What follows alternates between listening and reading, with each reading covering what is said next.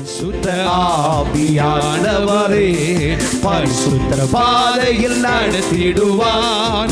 இருவகிலே வளர்ந்திடுவோம், வரங்களை நாடிடுவோம். இதுவரையும் உலகத்துக்கு சொந்தமா இருந்தோம்.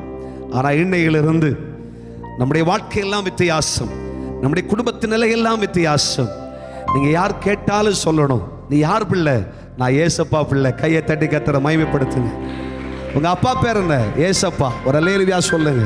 எனக்கு எல்லாம் இயேசுதாங்க, என் வாழ்க்கையில எல்லாமே என் இயேசுதான் என்று சொல்வீர்கள். ஆனால் நம்ம வாழ்க்கை நிலைகளை மாற்றி இன்று நீ அனுபவிக்கிறதான தண்ணீரின் அனுபவங்கள், யோர்தானின் அனுபவங்கள், எரிகோவின் அனுபவங்கள், கர்த்தராகிய தேவன் இவை எல்லாவற்றையும் சுக்குநூறாக்கி, தேவன் இவை எல்லாவற்றையும் சின்னாபினமாக்கி கர்த்தருடைய அற்புதத்தை காணும்படி அனுக்கிரகம் செய்ய போகிறார். இந்த அற்புதத்தினால் உங்கள் சரித்திரம் மாறும் நாள், ஒரு புதிய சரித்திரம் எழுதப்படும் நாள்.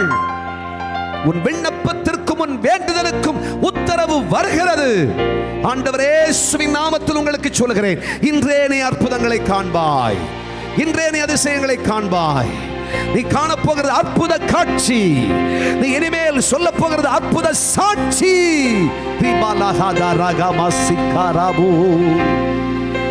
விசுவாசிக்கிறீர்களா? நம்புகிறீர்களா? இதுவே கர்த்தர் நமக்கு மகிமையாய் வெளிப்படும் பொழுது, நம்மிலே வெளிப்படும் பொழுது நமக்கு கிடைக்கும் அனுக்கிரகங்கள். அன்று பக்தன் மோசேக்கு தூதனானவர் முச்செடியிலே வெளிப்பட்டார். அக்கினி ஜுவாலை பற்றி எரிந்தது. அதிலிருந்து புறப்பட்ட மகிமை தன் வாழ்க்கையை மாற்றி 120 வயது வரைக்கும் கண்மங்கி போகவும் இல்லை, பலன் குறைந்து போகவும் இல்லை. கர்த்தராகிய தேவனே மோசையோடு கூடவே இருந்தார். மோசே போல ஒரு தீர்க்கதரிசி உலகத்தில் இருந்ததும் இல்லை, இருக்க போகிறதும் இல்லை.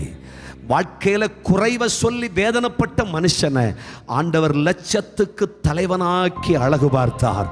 மோசேயினுடைய மேன்மை, தேவனுடைய பிள்ளையே, கர்த்தராகிய தேவனுடைய மகத்துவம் புறப்பட்டு வருகிற பொழுது நம்முடைய மேன்மையை யாராலும் தடை செய்ய முடியாது.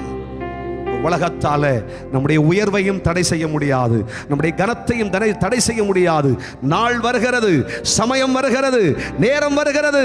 கர்த்தராகிய தேவன் உன் வாழ்க்கையின் சரித்திரத்தை இந்த பூமியெல்லாம் பிரமிக்கத்தக்கதாக ஆச்சரியமான சாட்சியாய் மாற்றப் போகிறார்.